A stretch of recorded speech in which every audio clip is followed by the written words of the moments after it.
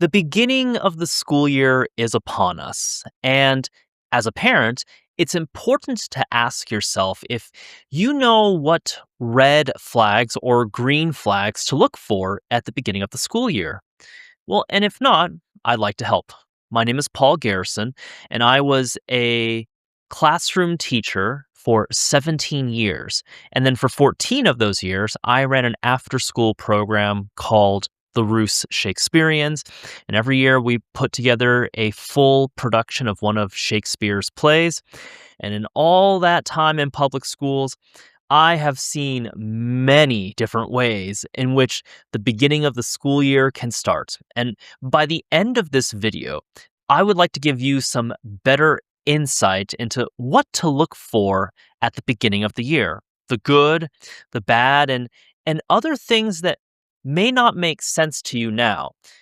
In this video, we're going to look at why the beginning of the year is a mix of setting classroom expectations and beginning academics, and what to look for or how to know what the teacher's expectations really are, and why you shouldn't immediately judge a teacher based upon their reputation, why getting a call from the school early on in the year isn't always a cause for panic, and why just having your child arrive on time with a pencil solves the majority of problems, and what to do if you're a parent and your child doesn't have a teacher at the beginning of the year, and why ultimately it's the districts that get the final say in a class roster. There's a lot that goes on at the beginning of the year that sets the tone for the rest of the year. And that's because at the beginning of the year, teachers are working with students on classroom routines and expectations, with the hope that those routines and expectations are clear and performed for the rest of the school year. Now, what I mean by routines is these are like the little movements or details that happen during a lesson, but also in between lessons. So, to give you an example, it would be something as simple as everyone in the classroom taking out their notebook at the same time. How quickly does that happen? Passing forward papers or turning in paperwork, how to enter the classroom, how to line up. And if they do line up, is there a number order? How to line up after recess and before recess, and same thing for lunch or after lunch. And it's these little details, but they're details and basically procedures that are performed every day in a classroom.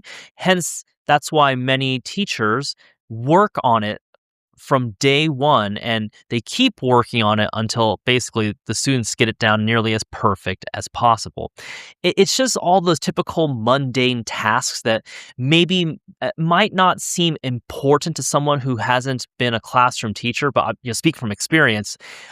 They happen so many times throughout the year, and if they're practiced and practiced well with students, it makes the majority of the year far smoother than it could have gone. And so some teachers, they do have good communication with parents, but they may not necessarily communicate that, like, hey, beginning of the year, we're just working on routines and procedures and things like that. I mean, I know I personally didn't. So if you have a teacher for your child who doesn't communicate that, it doesn't mean that they're not doing that. It just means they don't communicate that. Again, like, I personally didn't, and yet I had my class practice routines a lot. And they're just so important because even like the mundane task of just taking out a notebook, that's going to happen more than once in a day. And then for like where I used to work, there was 180 days in a school year. That's a lot of times where that could either go well or go incorrectly. Even one wasted minute adds up over the next 10 months. So you want to make sure that your child is on time to school and that they have something to write with. And I'm speaking from experience, but also from what I've seen from many other classrooms. Being on time, having something to write with, it just solves the majority of problems in a classroom. Now, there to give you some context, when school begins, there's always a bell to tell them basically that school has started. And that bell, or whatever it may be at the school, it is to signal that they're supposed to be in class. It's a signal to the students, but it's also a signal to the teachers like this is the time to start teaching. Whether that means starting with attendance or whatever it is, the point is class time, instructional time has started. And there's an example I would always give my students where we would have started class and I started explaining the day to them and our schedule, what we're going to do. And as I'm explaining it, we would still see students walking to their classrooms a good minute, 2 minutes, 3 minutes after the bell had rung. Now, there were some students and some parents who would respond basically saying, well, I was only 1 minute late, or they were only 1 minute late. It's not a big deal. Well, I would try to illustrate to my students how that actually adds up over a year. So I show them that 1 minute. Imagine that 1 minute late every day for the entire year. We had 180 school days. Well, that's 180 minutes, which is 3 hours. And I would explain, especially, it made more sense by weeks 2, 3, and 4. I said, think about how much we can accomplish in an hour, like how many lessons we've covered, how many questions students get answered, and how much better everyone gets just through those three or so lessons. And then I said, now imagine if they were 2 minutes late or 3 minutes late, or if they were constantly late. And it starts to add up to where they're missing not just 3 hours, but 6 hours, 9 hours across a whole year, where they're now missing days worth of instruction or lessons. And so that's what makes the practicing of those routines so important as well. That's why getting out your notebook, passing papers forward, getting to your seat right away when you enter the classroom. Those transitions, if they're done and practiced well, and they take a very minimal amount of time, it starts to give you time back across the entire year to cover more important things. So basically, it's if you get a teacher who is not going to excuse a student for being even 1 minute late, that's not a bad thing. What it shows that they value the time that they have for that school year in order to teach your child. So make sure your child arrives on time and with something to write with. So, how do some teachers show that they care? Well, they'll make their students practice the routines perfectly from the start. So, again, routines are taught at the beginning of the year. They're to ensure that the class goes as smoothly as possible, but really good teachers will make their students practice it until perfection. Now, the routines I'm referring to, getting a notebook out, but also putting that notebook away, lining up to leave the classroom, and how to pass those papers forward. Uh, Good teachers will make them practice it so much and also show them how much time it's taking and give them a realistic expectation of how much time it takes. And the reason why a really good teacher makes them practice it so often and really to perfection is the teacher would rather have them get in really good repetitions and consistently really good repetitions rather than let in any bad repetitions at all. And yeah, it can be a bit demanding, but the thing is, I've seen those classrooms and they're very well run. And by the end of the year, trust me, the students appreciate it more. They might complain in the beginning, but they appreciate it more. But yeah, a good teacher doesn't want any bad reps to slip in at all at the beginning of the year. And they want to keep those good reps going for as long as possible. So if your child comes home to you within those first day or two or so, and they're saying, yeah, man, our teacher made us practice routines a lot and they were expecting us to be perfect about it. That's a green flag. It shows that the teacher cares and that they have high expectations of all their students. All teachers carry a reputation, but still give them a chance at the beginning of the school year. So students may say many different things as far as teachers based on what they've heard from other students and what they've observed.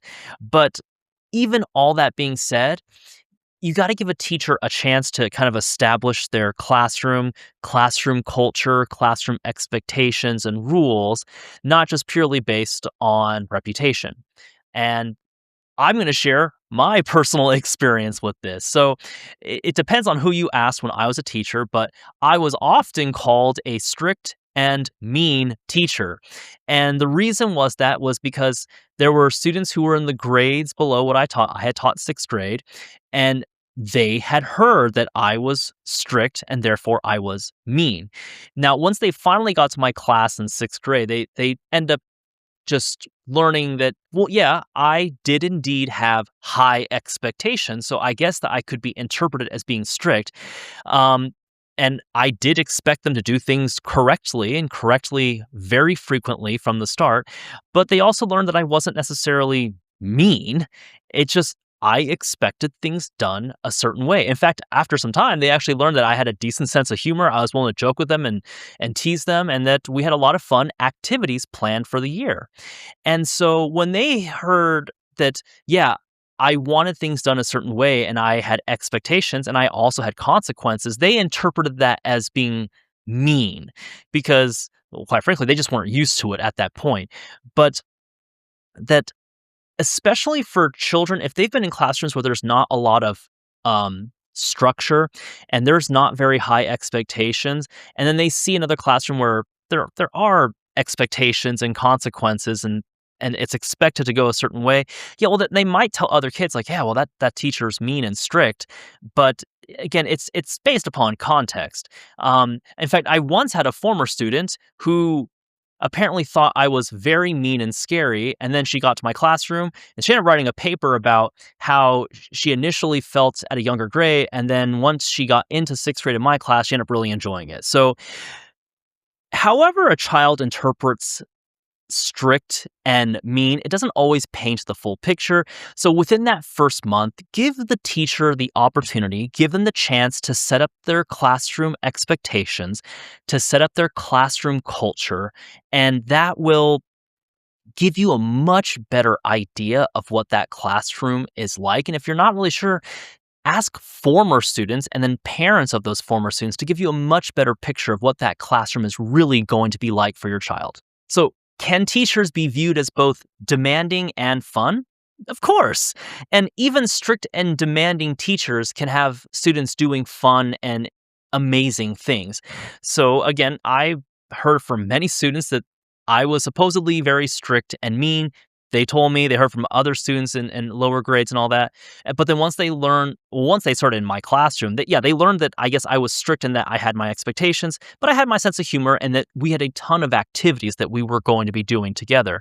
So when we look at teachers, you can definitely have teachers that have both. They can be ones who have a very good sense of humor and they have amazing jokes that all the students laugh at, and they can do all this while still maintaining very high expectations and following through on those expectations with consequences. You definitely can have both. And the truth is also that the fun part of teachers, that might not be able to be the part that comes out immediately. Teachers have to set expectations right from the start. They have to have the students practice routines at first.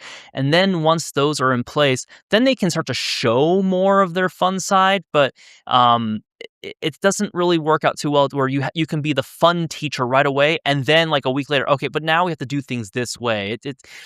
I've never seen it personally work that way. So it's important. Don't judge teachers from the start. Give them their time to establish the classroom culture. Give them the time to establish the routines.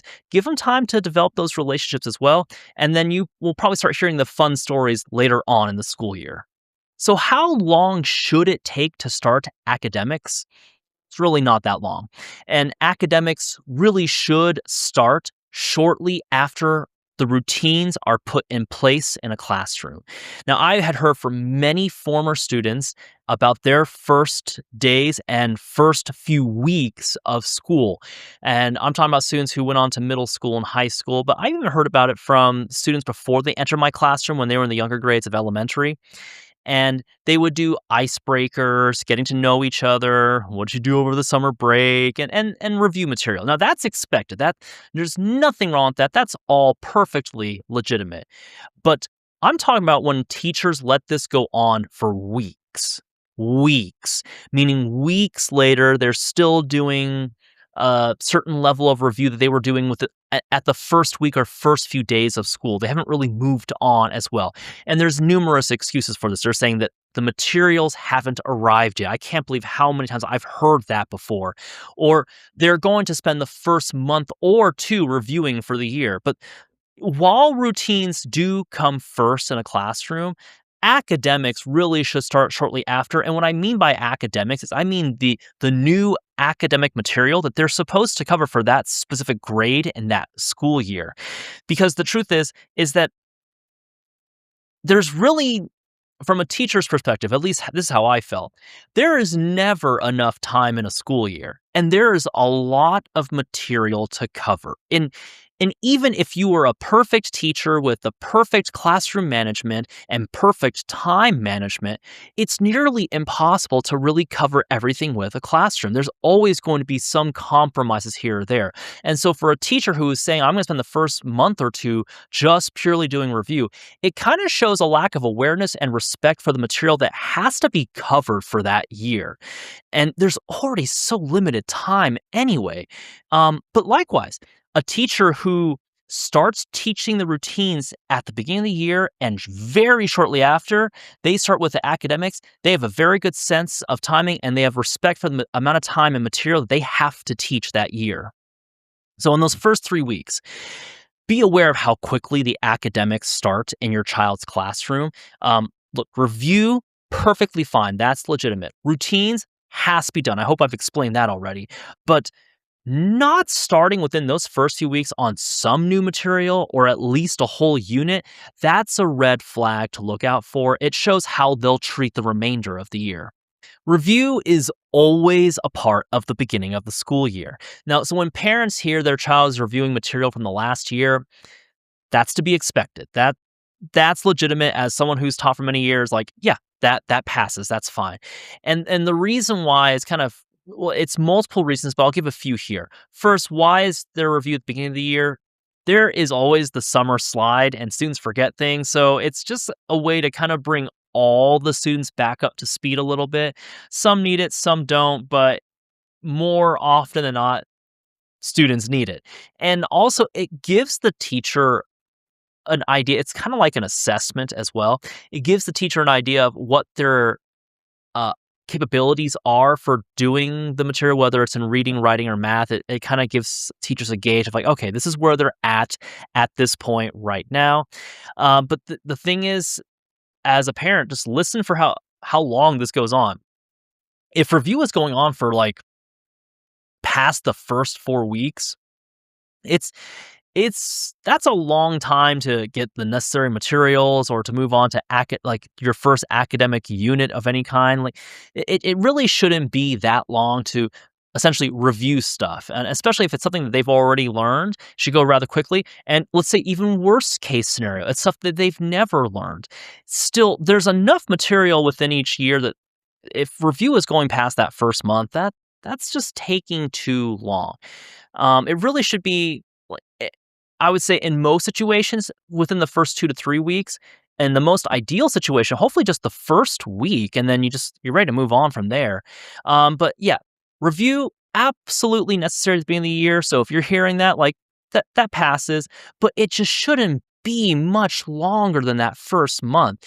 And it's just like with like learning classroom routines, it's just the class eventually needs to move on from review to new material. And beyond the first month, that's just not a good sign of things to come. If you get a call from the school or the teacher early in the year, please hear them out. And whether the call is for good or bad reasons, a teacher they're trying to communicate to parents about a concern that they've already seen or experienced. Now, most teachers try to keep good communication with parents, and there's many different ways to do that now.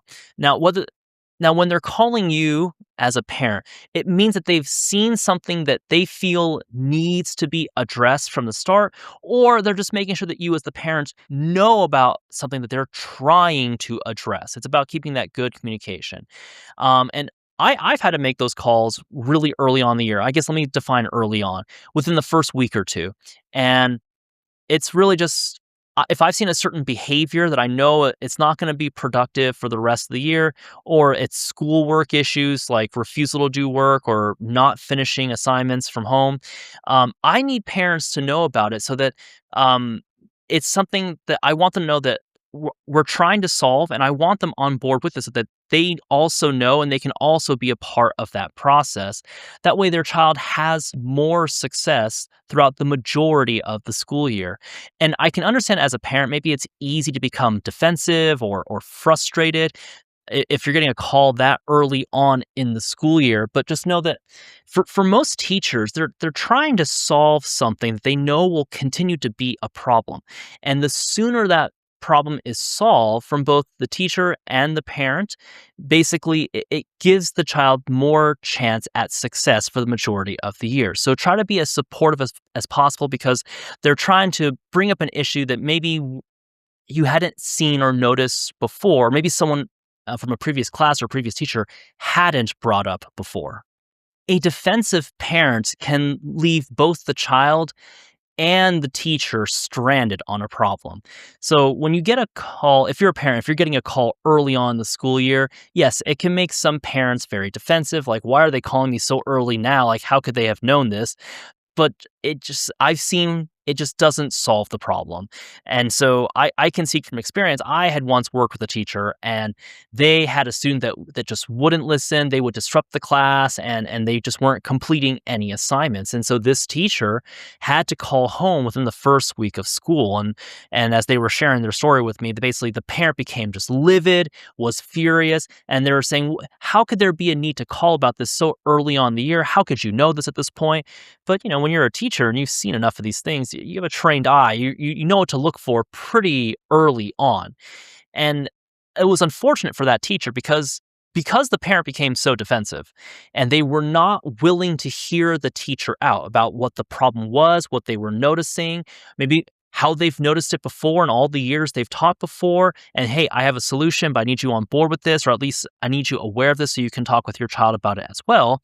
Basically, um, the parent just wouldn't hear them out saying, "No, you're in the wrong for calling me," especially this early on in the year, and it was kinda unfortunate because now that even now tells the teacher that basically they're left to solve this problem on their own for the remainder of the year, and that doesn't help the child either. So, look, I get most parents probably don't want this, and they truthfully, maybe even they're thinking, "Yeah, I would be upset if you call the teacher or school called me early on in the year as well." But just know that it's probably about something that's meant to help the child succeed, and they want to help address it from both the school end and at home.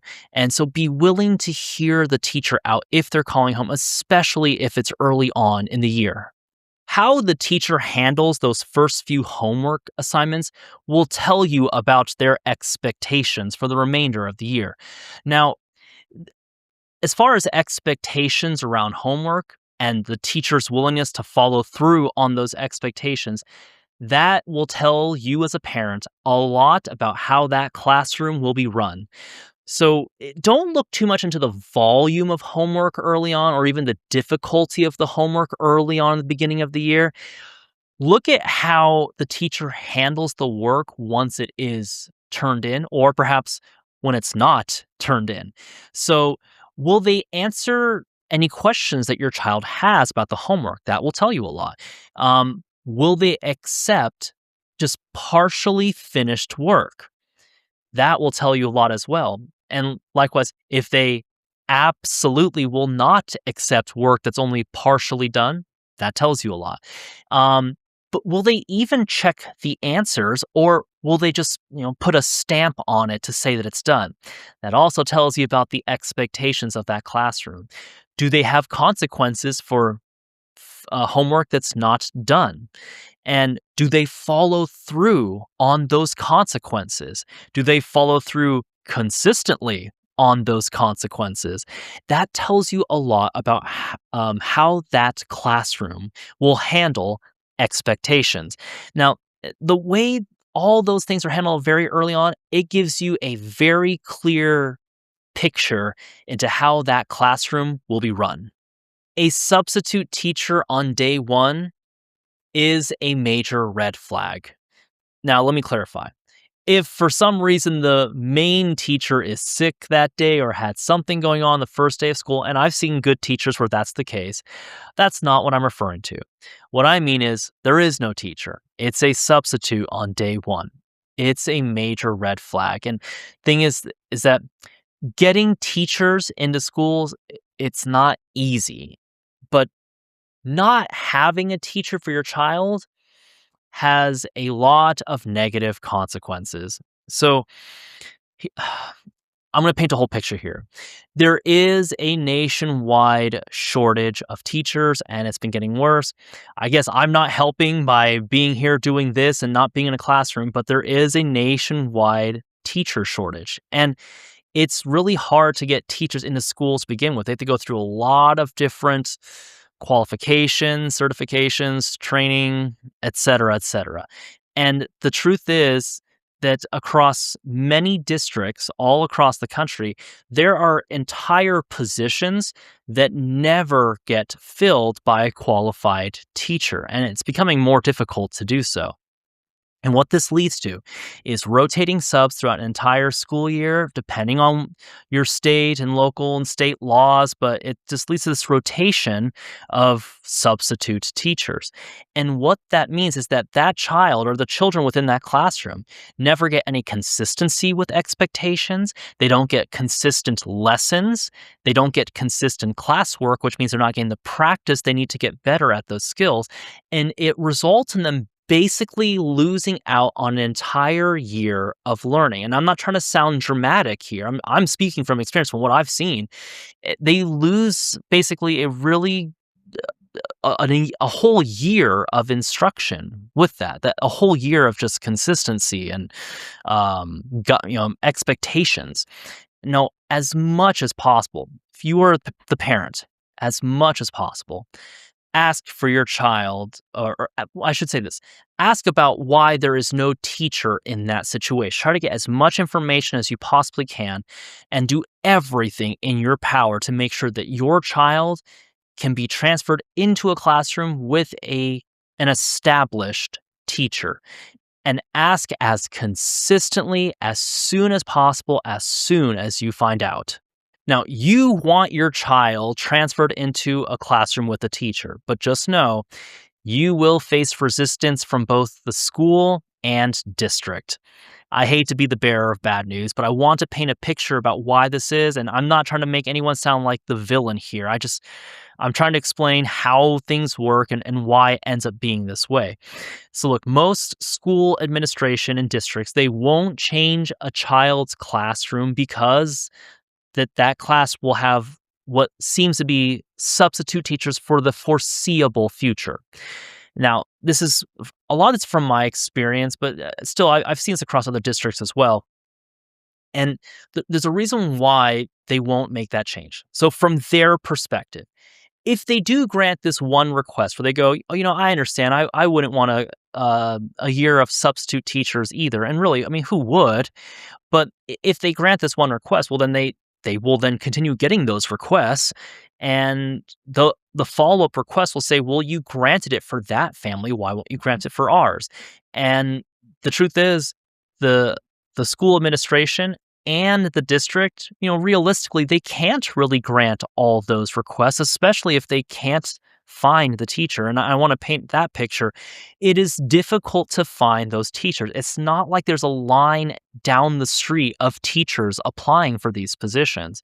And so they really can't set the precedent of they'll grant every request to switch out of a classroom with no teacher and into a classroom with an established teacher. It's just not realistic.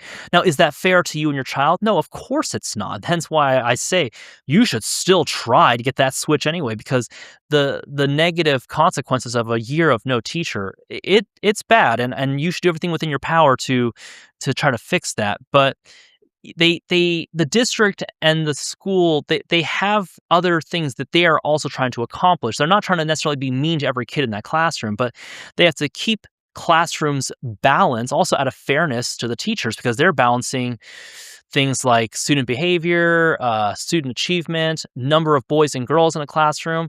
And I know that doesn't sound fair to any parent, but they are trying to balance those things, because I can speak as a teacher. I've taught in those classrooms where the students were not very balanced between two classes, and so that it's a lot to ask a teacher to do throughout a year.